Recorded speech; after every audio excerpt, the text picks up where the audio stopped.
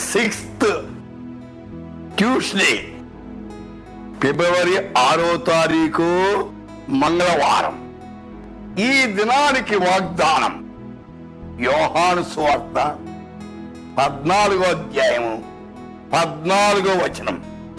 నా నామమున మీరు నన్నేమడిగిన నేను చేతును. If you ask me anything in my name, I will do it. तुम मुझसे मेरे नाम के कुछ मांगोगे तो मैं इस करूंगा. గమనించండి, అడగాల. యేసయ్య అన్నాడు మత్తయి సువార్త 7వ అధ్యాయంలో, అడుగుడి మీకు ఇయ్యబడును అన్నాడు. అడగాలండి. అడగంది అమ్మైనా భోజనం పెట్టదట. అడగండి యేసయ్యను. ఆయనే చెప్తున్నాడు అడగమని. మీకు అడిగేకేమంది? అడగండి.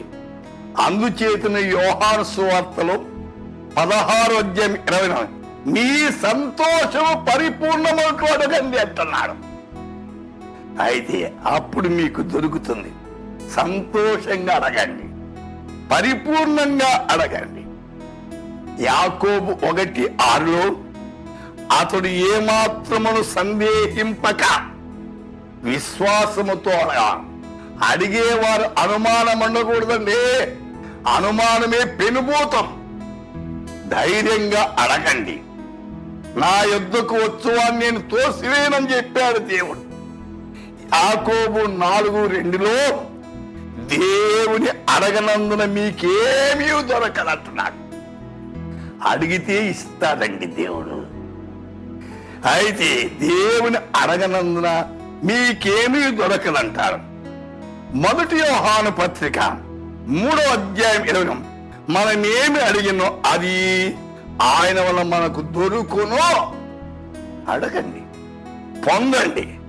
1 యోహాను 5:14లో, ఆయన చిత్తానుసారముగా మనం ఏది అడిగిననో ఆయన మన మనవి ఆలకించును.